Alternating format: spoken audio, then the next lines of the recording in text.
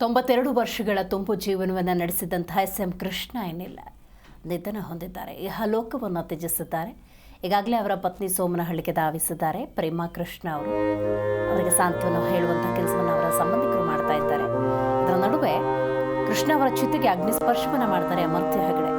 ಇನ್ನು ವೈದಿಕ ಅರ್ಚಕ ಡಾಕ್ಟರ್ ಭಾನುಪ್ರಕಾಶ್ ಅವರು ಅಂತಿಮ ವಿಧಿವಿಧಾನ ಪ್ರಕ್ರಿಯೆಗೆ ಸಿದ್ಧತೆಗಳನ್ನು ಮಾಡಿಕೊಳ್ತಾ ಇದ್ದಾರೆ. ಅಂತಿಮ ಹಂತದ ಸಿದ್ಧತೆಗಳಿನ್ನೇನು ಆಗು ಹೋಗಿದೆ. ಅಂತಿಮ ವಿಧಿವಿಧಾನಗಳ ಬಗ್ಗೆ ಭಾನುಪ್ರಕಾಶ್ ಅವರು ತಯಾರಿಯನ್ನು ಮಾಡಿಕೊಳ್ತಾ ಇದ್ದಾರೆ. ಹೌದು, ಸೋಮನಹಳ್ಳಿಯಲ್ಲಿ ಎಸ್.ಎಂ. ಕೃಷ್ಣ ಅವರ ಅಂತಿಮ ದರ್ಶನಕ್ಕೆ 3 ಗಂಟೆವರೆಗೂ ಕಾಲಾವಕಾಶ ಇರುತ್ತೆ. ಅಂತಿಮ ದರ್ಶನಕ್ಕೆ ಎಲ್ಲ ರೀತಿಯ ಸಿದ್ಧತೆಯನ್ನು ಮಾಡಿಕೊಳ್ಳಲಾಗಿದೆ. ಇನ್ನೇನು ಕೆಲವೇ ಕ್ಷಣಗಳಲ್ಲಿ ಪಾರ್ಥಿವ ಶರೀರ ಸೋಮನಹಳ್ಳಿಯ ಕಾಫಿ ಡೇ ಆವರಣವನ್ನು ತಲುಪಿಬಿಡುತ್ತೆ. ಇನ್ನು ಬರ್ತಾ ಇದ್ದಂತೆಯೇ ಈಗ ಸೋಮನಹಳ್ಳಿಯಲ್ಲಿ ಅಂತಿಮ ದರ್ಶನಕ್ಕೆ ಅವಕಾಶ ಕಲ್ಪಿಸಿರುವುದರಿಂದಾಗಿ ಬಹಳಷ್ಟು ಜನ ಇತ್ತ ಕಡೆ ಧಾವಿಸ್ತಾ ಇದ್ದಾರೆ. ಬಂದಂಥ ಜನ ಅಂತಿಮ ದರ್ಶನವನ್ನು ಸರಿಯಾದ ರೀತಿಯಲ್ಲಿ ಪಡ್ಕೊಂಡು ತೆರಳೋದಕ್ಕೆ ವ್ಯವಸ್ಥೆಯನ್ನು ಕಲ್ಪಿಸಲಾಗಿದೆ. 3 ಗಂಟೆವರೆಗೂ ಕೂಡ ಅಂತಿಮ ದರ್ಶನಕ್ಕೆ ಅವಕಾಶ. 5 ಗಂಟೆಗೆ ವಿಧಿವಿಧಾನ ಪ್ರಕ್ರಿಯೆ ಇರೋದರಿಂದಾಗಿ ಇತ್ತ ಕಡೆ ಅಮರ್ತ್ಯ ಹೆಗಡೆ ಅಗ್ನಿಸ್ಪರ್ಶವನ್ನು ಮಾಡ್ತಾರೆ, ವಿಧಿವಿಧಾನಗಳಲ್ಲಿ ಭಾಗಿಯಾಗ್ತಾರೆ ಅನ್ನೋದು ಸದ್ಯಕ್ಕಿರುವಂತಹ ಮಾಹಿತಿ. ಇದರ ಜೊತೆಗೆ ಡಾಕ್ಟರ್ ಭಾನುಪ್ರಕಾಶ್ ಅವರು ವಿಧಿವಿಧಾನ ಪ್ರಕ್ರಿಯೆ ಸಂಪ್ರದಾಯಬದ್ಧವಾಗಿ ಮಾಡುವ ನಿಟ್ಟಿನಲ್ಲಿ ಅಂತಿಮ ತಯಾರಿಯನ್ನು ಮಾಡಿಕೊಳ್ತಿದ್ದಾರೆ. ಭಾನುಪ್ರಕಾಶ್ ಅವರ ಅಂತಿಮ ತಯಾರಿಯ ಒಂದಷ್ಟು ದೃಶ್ಯಗಳನ್ನು ಕೂಡ ನೀವು ಗಮನಿಸ್ತಾ ಇದ್ದೀರಿ. ಸೊ ಇನ್ನು ಸಕಲ ಸರ್ಕಾರಿ ಗೌರವ ಪ್ರಕ್ರಿಯೆ ಅದಕ್ಕೂ ಕೂಡ ಪೊಲೀಸ್ ಇಲಾಖೆ ಸಿಬ್ಬಂದಿ ಎಲ್ಲ ರೀತಿಯ ತಯಾರಿಯನ್ನು ಮಾಡಿಕೊಂಡಿದ್ದಾರೆ. ಸ್ವತಃ ಡಿ.ಕೆ. ಶಿವಕುಮಾರ್ ಅವರು ನಿನ್ನೆ ಸ್ಥಳಕ್ಕೆ ಧಾವಿಸಿ ಯಾವ ರೀತಿಯ ವ್ಯವಸ್ಥೆಯನ್ನು ಕಲ್ಪಿಸಲಾಗಿದೆ ಅನ್ನೋದ್ರ ಬಗ್ಗೆ ಪರಿಶೀಲನೆಯನ್ನು ಮಾಡಿದರು. ಇವತ್ತು ಚಲುವರಾಯಸ್ವಾಮಿಯವರು, ಕದಲೂರು ಉದಯ್, ರವಿಕುಮಾರ್ ಅವರು ಸ್ಥಳದಲ್ಲೇ ಬೀಡು ಬಿಟ್ಟಿದ್ದಾರೆ.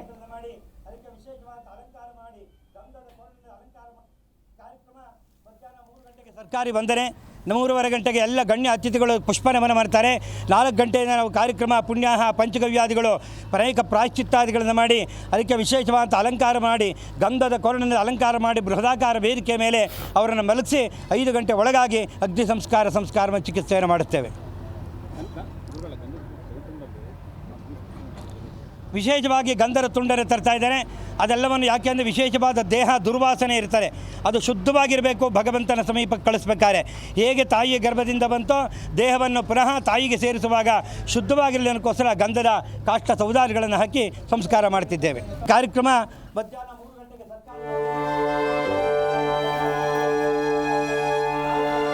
ಸೋಮನಹಳ್ಳಿಯಲ್ಲಿ ಎಸ್.ಎಂ. ಕೃಷ್ಣ ಅವರಿಗೆ ಅಂತಿಮ ನಮನವನ್ನು ಸಲ್ಲಿಸಲಾಗುತ್ತೆ. 3 ಗಂಟೆವರೆಗೂ ಅವಕಾಶ ಇದೆ. ಎಸ್.ಎಂ. ಕೃಷ್ಣ ಅವರ ಜೊತೆಗೆ ಅಗ್ನಿಸ್ಪರ್ಶವನ್ನು ಅಮರ್ತ್ಯ ಹೆಗಡೆ ಮಾಡ್ತಾರೆ. ಡಿ.ಕೆ. ಶಿವಕುಮಾರ್ ಅಳಿಯರಾಗಿದ್ದಾರೆ ಅಮರ್ತ್ಯ ಸಿದ್ಧಾರ್ಥ ಹೆಗಡೆ.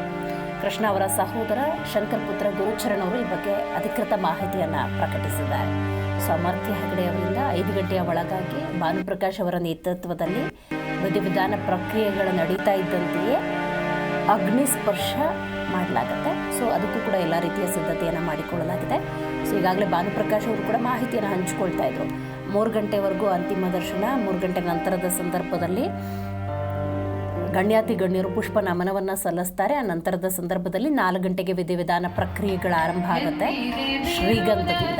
ಶ್ರೀಗಂಧದಿಂದ ಅಗ್ನಿಸ್ಪರ್ಶ ಅಂದರೆ ಅದಕ್ಕೂ ಪೂರ್ವ ಸಿದ್ಧತೆಯನ್ನು ಮಾಡಿಕೊಳ್ಳಲಾಗುತ್ತೆ. 5 ಗಂಟೆಯ ಒಳಗಾಗಿ ಅಗ್ನಿಸ್ಪರ್ಶ ಪ್ರಕ್ರಿಯೆ ನಡೆಯುತ್ತೆ ಅನ್ನೋದ್ರ ಬಗ್ಗೆ ವೈದಿಕ ಅರ್ಚಕರಾಗಿರುವಂಥ ಭಾನುಪ್ರಕಾಶ್ ಅವರು ಮಾಹಿತಿಯನ್ನು ಹಂಚಿಕೊಂಡಿದ್ದಾರೆ. ಮಗದೊಂದು ಕಡೆ ಸೋಮನಹಳ್ಳಿಯ ಈ ಕಾಫಿ ಡೇ ಆವರಣದಲ್ಲಿ ಅಂತಿಮ ಸಂಸ್ಕಾರದ ಎಲ್ಲ ಪ್ರಕ್ರಿಯೆಗಳು ನಡೆದಿದೆ. ಮೊಮ್ಮಗ ಅಮರ್ತ್ಯ ಸಿದ್ಧಾರ್ಥ ಹೆಗಡೆ, ಸಿದ್ಧಾರ್ಥ ಅವರ ಪುತ್ರ ಅಮರ್ತ್ಯ ಅಂತಿಮ ವಿಧಿವಿಧಾನ ಪ್ರಕ್ರಿಯೆಯಲ್ಲಿ ಭಾಗಿಯಾಗಿ ಅಗ್ನಿಸ್ಪರ್ಶವನ್ನು ಮಾಡಲಿದ್ದಾರೆ.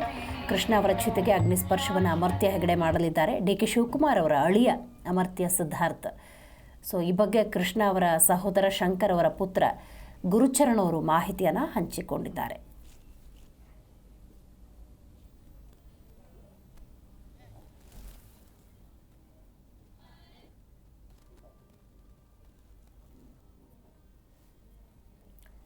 ಸೋಮನಹಳ್ಳಿಯಲ್ಲಿ ಕಾಫಿ ಡೇ ಆವರಣದಲ್ಲಿ ಅಂತಿಮ ಪ್ರಕ್ರಿಯೆಗಳಿಗೆ ಎಲ್ಲ ರೀತಿಯ ವ್ಯವಸ್ಥೆಯನ್ನು ಮಾಡಿಕೊಳ್ಳಲಾಗಿದೆ.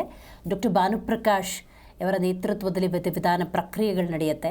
ನೋಡಿ, ಒಂದು ಕಡೆ ನೀವು ನೋಡ್ತಾ ಇರ್ಬೋದು ಕಾಫಿ ಡೇ ಆವರಣದಲ್ಲಿ ಯಾವ ರೀತಿ ಸಿದ್ಧತೆಯನ್ನು ಮಾಡಿಕೊಳ್ಳಲಾಗಿದೆ ಅಂತ. ಇನ್ನು ಎಸ್.ಎಂ. ಕೃಷ್ಣ ಅವರ ಸದಾಶಿವನಗರದ ನಿವಾಸದಲ್ಲಿ ಮನೆಯಲ್ಲಿ ಅಂತಿಮ ಪೂಜೆಯನ್ನು ಸಲ್ಲಿಸಲಾಗಿತ್ತು. ಈ ಸಂದರ್ಭದಲ್ಲಿ ಅಮರ್ತ್ಯ ಹೆಗಡೆ ಮತ್ತು ಪ್ರೇಮಾ ಕೃಷ್ಣ ಕುಟುಂಬಸ್ಥರು ಅಂತಿಮವಾಗಿ ಆ ಪಾರ್ಥಿವ ಶರೀರಕ್ಕೆ ನಮನ ಸಲ್ಲಿಸ್ತಾ ಇರುವಂತಹ ಧೂಪ ಬೆಳಗಿ ಆ ಪಾರ್ಥಿವ ಶರೀರವನ್ನು ಕಳಿಸ್ಕೊಳ್ಳುವಂತಹ ಪ್ರಕ್ರಿಯೆಯನ್ನು ನೀವು ಗಮನಿಸ್ತಾ ಇದ್ದೀರಿ. ಪ್ರತಿಯೊಬ್ಬರು ಕೂಡ ಅಂತಿಮವಾಗಿ ನಮನವನ್ನು ಸಲ್ಲಿಸಿ ಧೂಪವನ್ನು ಬೆಳಗಿ ತಮ್ಮ ಗೌರವವನ್ನು ಭಕ್ತಿಪೂರ್ವಕವಾಗಿ ಸೂಚಿಸ್ತಾ ಇದ್ದಾರೆ. ಅಲ್ಲಿ ನೋಡಿ ಅಮರ್ತ್ಯ ಹೆಗ್ಡೆ ಅವರು ಕೂಡ ಇದ್ದಾರೆ. ಆ ದೃಶ್ಯವನ್ನು ನೀವೆಲ್ಲಿ ಗಮನಿಸಬಹುದು.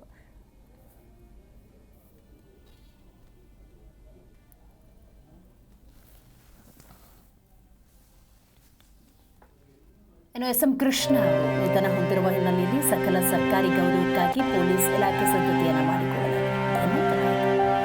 ಮತ್ತು ತಮ್ಮ ಸುದೀರ್ಘ 92 ವರ್ಷದ ಜೀವನದಲ್ಲಿ ರಾಜಕಾರಣದಲ್ಲೇ ಇದ್ದವರು, ಸುದೀರ್ಘ ಸೇವೆಯನ್ನು ಸಲ್ಲಿಸಿದವರು, ಜನಸೇವೆಯನ್ನು ಮಾಡಿದವರು. ಈ ನಿಟ್ಟಿನಲ್ಲಿ ಸಕಲ ಸರ್ಕಾರಿ ಗೌರವಗಳೊಂದಿಗೆ ಗೌರವವನ್ನು ಸೂಚಿಸಲಾಗುತ್ತೆ. ಆ ನಿಟ್ಟಿನಲ್ಲಿ ಪೊಲೀಸ್ ಇಲಾಖೆ ಕೂಡ ಸರ್ವ ರೀತಿಯಲ್ಲಿ ಸಿದ್ಧತೆಯನ್ನು ಮಾಡಿಕೊಂಡಿದೆ. ಸಕಲ ಸರ್ಕಾರಿ ಗೌರವಕ್ಕಾಗಿ ಪೊಲೀಸ್ ಇಲಾಖೆ ಸಿದ್ಧತೆಯನ್ನು ಮಾಡಿಕೊಂಡಿದೆ. ಅಂತ್ಯಕ್ರಿಯೆ ಸ್ಥಳದಲ್ಲಿ ಪೊಲೀಸರ ನಿಯೋಜನೆಯನ್ನು ಮಾಡಲಾಗಿದೆ. ಜಿಲ್ಲಾಡಳಿತದ ತಂಡದಿಂದ ಸರ್ಕಾರಿ ಗೌರವಕ್ಕೆ ತಯಾರಿಯನ್ನು ಮಾಡಿಕೊಳ್ಳಲಾಗಿದೆ. ಸಿದ್ಧತಾ ಕಾರ್ಯಗಳನ್ನು ಪರಿಶೀಲನೆ ನಡೆಸಿದೆ ಜಿಲ್ಲಾಡಳಿತ. 3 ಗಂಟೆವರೆಗೂ ಕೂಡ ಅಂತಿಮ ದರ್ಶನ, 3 ಗಂಟೆಗೆ ಸಕಲ ಸರ್ಕಾರಿ ಗೌರವ, 3:30 ಸುಮಾರಿಗೆ ಗಣ್ಯಾತಿ ಗಣ್ಯರು ಪುಷ್ಪ ನಮನವನ್ನು ಸಲ್ಲಿಸ್ತಾರೆ. 4 ಗಂಟೆಗೆ ಸಂಪ್ರದಾಯಬದ್ಧವಾಗಿ ವಿಧಿವಿಧಾನ ಪ್ರಕ್ರಿಯೆಗಳು ನಡೀತವೆ. 5 ಗಂಟೆ ಒಳಗಾಗಿ ಅಮರ್ತ್ಯ ಸಿದ್ಧಾರ್ಥ ಹೆಗಡೆ ಇವರ ಕಡೆಯಿಂದ ಅಗ್ನಿ ಸ್ಪರ್ಶವನ್ನು ಮಾಡಿಸಲಾಗುತ್ತೆ. ದೃಶ್ಯದಲ್ಲಿ ಗಮನಿಸ್ತಾ ಇದ್ದೀರಿ, ಸದಾಶಿವನಗರದ ದೃಶ್ಯಗಳನ್ನು ನೀವು ಗಮನಿಸಬಹುದು. ನಂತರ ಏನು ಕಾಫಿ ಡೇ ಆವರಣದ ಅಂತಿಮ ಹಂತದ ಪೊಲೀಸ್ ಇಲಾಖೆಯ ಸಿದ್ಧತೆಗಳನ್ನು ಕೂಡ ಗಮನಿಸಬಹುದು. ಪೊಲೀಸರ ನಿಯೋಜನೆಯನ್ನು ಮಾಡಲಾಗಿದೆ. ಸಕಲ ಸರ್ಕಾರಿ ಗೌರವ ಕೂಡ ಪೊಲೀಸರು ಸಿದ್ಧತೆಯನ್ನು ಮಾಡಿಕೊಂಡಿದ್ದಾರೆ. ಎಲ್ಲ ದೃಶ್ಯಗಳನ್ನು ನೀವೆಲ್ಲ ಗಮನಿಸಬಹುದು. ಇನ್ನೇನು ಕೆಲವೇ ಕ್ಷಣಗಳಲ್ಲಿ ಸೋಮನಹಳ್ಳಿಯ ಕಾಫಿ ಡೇ ಆವರಣಕ್ಕೆ ಪಾರ್ಥಿವ ಶರೀರ ಧಾವಿಸುತ್ತೆ. 3 ಗಂಟೆವರೆಗೂ ಕೂಡ ಕಾಲಾವಕಾಶ ಇದೆ. ಅಷ್ಟರಲ್ಲಿ ಅಂತಿಮ ನಮನವನ್ನು ಸಲ್ಲಿಸೋರು ಖಂಡಿತವಾಗಲೂ ಪಾರ್ಥಿವ ಶರೀರದ ಅಂತಿಮ ದರ್ಶನವನ್ನು ಪಡೆದುಕೊಳ್ಳಬಹುದು. ನಂತರ ಸಕಲ ಸರ್ಕಾರಿ ಗೌರವ, ನಂತರ ಪುಷ್ಪಾರ್ಚನೆ, ಗಣ್ಯಾತಿ ಗಣ್ಯರು ಅಂತಿಮವಾಗಿ ಗೌರವ ಸೂಚಕವಾಗಿ ಪುಷ್ಪ ನಮನವನ್ನು ಸಲ್ಲಿಸ್ತಾರೆ. ನಂತರ 4 ಗಂಟೆಗೆ ಅಂತಿಮ ವಿಧಿವಿಧಾನ ಪ್ರಕ್ರಿಯೆಗಳ ಆರಂಭ ಆಗುತ್ತೆ. 5 ಗಂಟೆ ಒಳಗಾಗಿ ಅಗ್ನಿ ಸ್ಪರ್ಶ ಆಗುತ್ತೆ. ಈಗಾಗಲೇ ಭಾನುಪ್ರಕಾಶ್ ಅವರು ಕೂಡ ಮಾಹಿತಿಯನ್ನು ಹಂಚಿಕೊಳ್ತಾ ಇದ್ದು, ಶ್ರೀಗಂಧದ ಕಟ್ಟಿಗೆಗಳನ್ನು ತರಲಾಗಿದೆ. ಸುದೀರ್ಘ ಸೇವೆಯನ್ನು ಸಲ್ಲಿಸದಿರುವಂತಹ ಎಸ್ ಎಂ ಕೃಷ್ಣ ಅವರನ್ನು ಸುಗಂಧ ಭರಿತವಾಗಿ ಕಳಿಸ್ಕೊಡುವಂಥ ಪ್ರಕ್ರಿಯೆ ಅನ್ನುವಂಥ ವಿಚಾರವನ್ನು ಕೂಡ ಭಾನುಪ್ರಕಾಶ್ ಅವರು ತಿಳಿಸ್ತಾ ಇದ್ರು.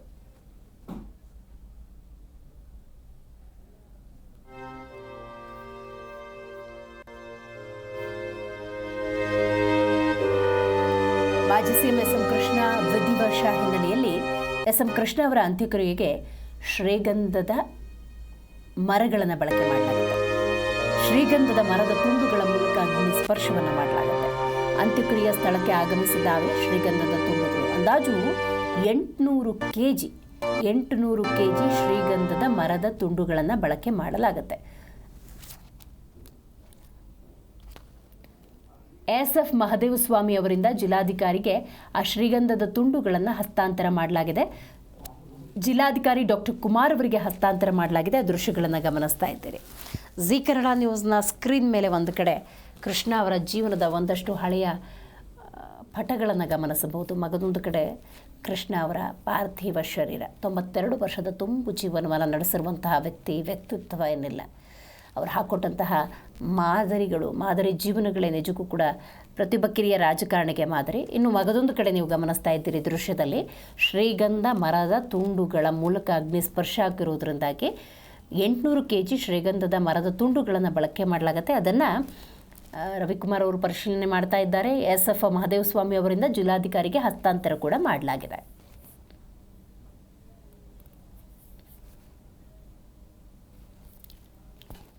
ಹೆಚ್ಚಿನ ಮಾಹಿತಿಯನ್ನು ನಮ್ಮ ಪ್ರತಿನಿಧಿ ರಾಘವೇಂದ್ರ ನೀಡ್ತಾರೆ. ರಾಘವೇಂದ್ರ, ಅಂದಾಜು 800 kg ಶ್ರೀಗಂಧದ ಮರದ ತುಂಡುಗಳನ್ನು ಬಳಕೆ ಮಾಡಲಾಗುತ್ತೆ ಅಗ್ನಿಸ್ಪರ್ಶದ ಸಂದರ್ಭದಲ್ಲಿ ಅನ್ನುವಂಥ ಮಾಹಿತಿಯನ್ನು ಭಾನುಪ್ರಕಾಶ್ ಅವರು ತಿಳಿಸ್ತಾ ಇದ್ರು. ಈಗಾಗಲೇ ಹಸ್ತಾಂತರ ಆಗಿದೆಯಾ? ಎಲ್ಲ ಶ್ರೀಗಂಧದ ಮರದ ತುಂಡುಗಳು ಧಾವಿಸಿದೆಯಾ? ಏನಿದೆ ಮಾಹಿತಿ? ಮದ್ದೂರಿನ ಸೋಮನಹಳ್ಳಿಯಲ್ಲಿ ಮಾಜಿ ಸಿಎಂ ಎಸ್ ಎಂ ಕೃಷ್ಣ ಅವರ ಅಂತಿಮ ಸಂಸ್ಕಾರ ವಿಧಿವಿಧಾನಗಳು ಕೂಡ ನಡೆಯಲಿಕ್ಕೆ ಸಾಕಷ್ಟು ಸಿದ್ಧತೆಗಳನ್ನು ಕೂಡ ಈಗ ಜಿಲ್ಲಾಡಳಿತ ಮಾಡಿಕೊಂಡಿರುವಂತದ್ದು.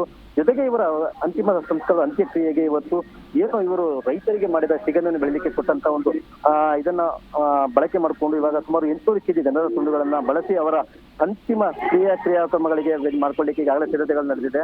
ಈಗಾಗಲೇ ಅರಣ್ಯ ಇಲಾಖೆ ಕೂಡ 800 ಕೆಜಿ ಗಂಧದ ತುಂಡುಗಳನ್ನ ತಂದು ಅಂತ್ಯಕ್ರಿಯೆ ನಡೆಯುವಂತ ಸ್ಥಳದಲ್ಲಿ ಈಗ ತಂದು ಹಾಕಲಾಗಿದೆ. ಜೊತೆಗೆ ಈಗ ಏನು ಅವರ ಪಾರ್ಥಿವ ಶರೀರ ಬಂದ ಬಳಿಕ ಏನು ಅಂತಿಮ ವಿಧಿವಿಧಾನಗಳನ್ನ ಮಾಡ್ಲಿಕ್ಕೆ ಮಧ್ಯಾಹ್ನ 3 ಗಂಟೆಯಿಂದ 4 ಗಂಟೆ ನಿಗದಿ ಮಾಡಲಿದೆ. ಇವರ ಪಾರ್ಥಿವ ಶರೀರ ಇನ್ನೇನು ಕೆಲವೇ ಕ್ಷಣಗಳಲ್ಲಿ ಮಧುರ್ನ ತಲುಪಲಿದ್ದು, ಅದಾದ ಬಳಿಕ ಅವರ ಪಾರ್ಥಿವ ಶರೀರವನ್ನು ಇಟ್ಟು ಸಾರ್ವಜನಿಕರ ಅಂತಿಮ ದರ್ಶನ ಮಾಡಿಕೊಳ್ಳಲಾಗಿರುವುದು. ಜೊತೆಗೆ ಈಗ ಏನು ವೈದಿಕ ಕ್ರಿಯಾಕರ್ಮದ ಪೂಜೆಗಳನ್ನು ಮಾಡುತ್ತಿರುವಂತಹ ವೈದಿಕ ಅರ್ಚಕರಾದ ಡಾಕ್ಟರ್ ಬಾಲಪ್ರಕಾಶ್ ಅವರು ತಿಳಿಸಿದ ಮಾಹಿತಿ ಪ್ರಕಾರ ಏನು ಅವರ ತಮ್ಮನ ಮಗ ಹಾಗೂ ಅವರ ಅಳಿಯನ ಪುತ್ರ ಏನು ಮೊಮ್ಮಗ ಆಗ್ಬೇಕು ಅಮರ್ತಿ ಆಗದೆ ಅವರ ಒಂದು ಚಿತೆಗೆ ಅಂತ್ಯಸ್ಪರ್ಶವನ್ನ ಮಾಡಿಸ್ಲಿಕ್ಕೆ ಸಂಸ್ಥೆಯನ್ನು ಕೂಡ ಮಾಡ್ಕೊಂಡಿರುವಂತದ್ದು. ಮಧುಮಾಲ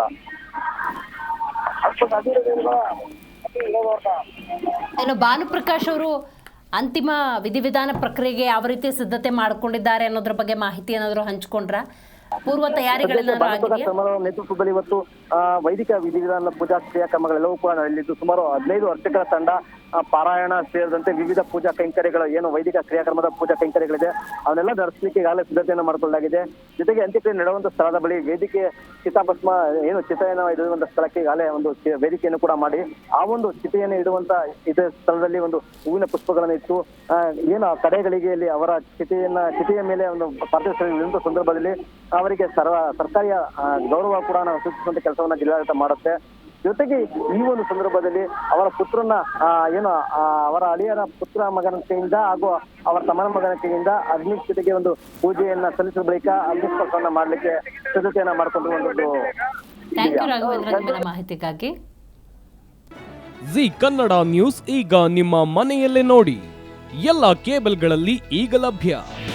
ನಿಮ್ಮ ನೆಚ್ಚಿನ ಜಿ ಕನ್ನಡ ನ್ಯೂಸ್ ಈಗ ಸನ್ ಡೈರೆಕ್ಟ್ ನಲ್ಲಿ number 292, Tata play number 1664, Jio TV number 1334, NXT digital number 30, in cable number 30, city networks 51, U digital number 162, GTPL number 17, Rockline telecommunications number 42, Shri Basaveshwara cable number 168, rural cable network 60, Vinayaka digital 57, Abhishek cable 821, city channel 53, Siddeshwara cable network 57, V4 digital Infotech 628, Surya digital networks 53, Gajanan digital number 836, Malnad infotech private limited number 56, Metrocast number 830, victory digital number 167ರಲ್ಲಿ ನೋಡಿ ಆನಂದಿಸಿ.